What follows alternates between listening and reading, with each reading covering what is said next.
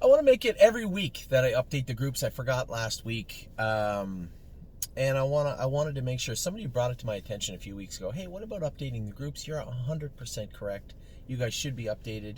And when it comes to the Ohio group, not hard to update you guys after the open house that we had. I know a couple of horses made the odd break, like Prairie Fire, Kathy with an Eye.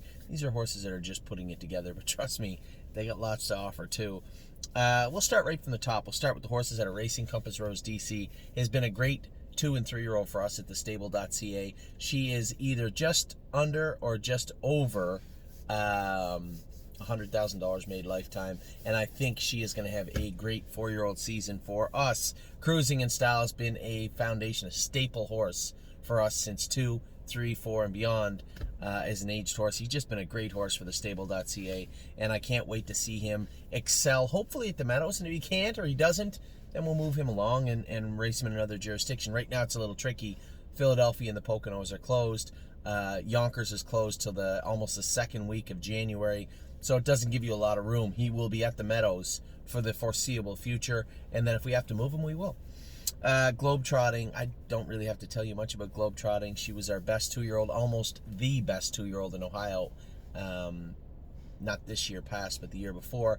This year, she was in the mix, but really, truthfully speaking, showed her grit and determination because she never really was 100% sound all year. Always had these nagging issues, whether it was a foot separation or a quarter crack or a check ligament that was bothering her, or her back was sore, or she tied up. You know, it just always seemed like nagging issues causing her to not be able to compete the way she did it too. She still had her moments where she was fantastic this year. In fact, her last start of the year was the fastest mile of her life. But I think at 4, she's really going to blossom into the horse we want her to be. I told Mark at Winterwood, just make her fat, make her sound. We'll bring her back in March or so. I was toying with the idea of sending 3 or 4 of them to Florida. That may take place still, but if we're going to leave her out in the field till March and the corks are coming off in Ontario, the track is good, I can make an argument to bring her back. We'll see how that plays out, but she's not going anywhere but to the field for a little while. Now we start with the babies. Granite Hill, we're going to have him up to get checked by the vet just to make sure. He wanders a bit. He could be being green, but now's the time we want to nip anything in the bud.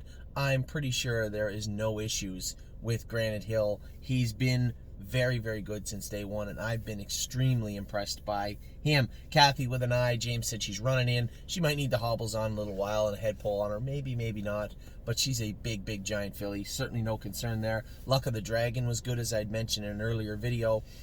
When the vet went over him at the vet check, the only thing she could say was left stifle was a little flatter, immature than the right one. You could see him creeping over on the right shaft. That will get better with time. And his left foot tested under hoof testers a little sorer than the right. He could have hit that when we broke him. He could have done a million things. Either way, structurally, there's no issue with Luck of the Dragon. He actually looked really good at the open house.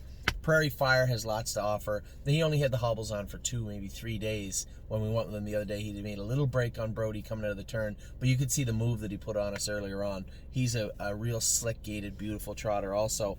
Then old meat and potatoes, Slim Jimmy, he did everything right. And don't take meat and potatoes or a grinder as a bad thing. That's exactly how My Jazz was her entire life heading into Ohio. That was a filly that just kind of hung out in the middle of the pack all year long, but when it came to racing, when the starting gate come out, siren come on, the lights come on, it was game on for My Jazz, and Slim Jimmy does everything right. Just let him do his work all winter. Very impressive looking colt, but I got a soft spot for a couple of horses in the barn, and one of them is Voyage of Ice and Fire. Man, oh man, can he smoke. He can really, really move. I love everything about this horse. I think we're going to have a ton of fun with him in the year 2021. Will he remain a stud or a gelding? I want to keep him a stud just because he's such a nice horse to be around, but they say he's getting a little ornery in the barn. So hopefully with a little heavier workload in the new year, it'll all balance out, because I really like Voyage of Ice and Fire as is. But if he's going to get ornery and bad and start having bad traits because of being a stud, then we can nip that in the bud. But for now, Voyage of Ice and Fire was absolutely fantastic on Friday. He is a stud. He's going to remain that way for a while anyway. and I like everything about him. So Compass Rose DC, big check mark there. Cruising in Style, always a great horse, always been good for us. Globetrotting, mark my words, she's going to be a very, very good 4-year-old for us. Then we got our babies, Granite Hill, Kathy with an Eye, Luck of the Dragon, Prairie Fire, Slim Jimmy, and my boy, Voyage of Ice and Fire. Absolutely no concerns with this group. Very, very happy with them heading into the 2021 season. So, that's our group. That's the Ohio group. We'll be back in a bit with a number of other groups, but for now, all systems go for this group. Take care.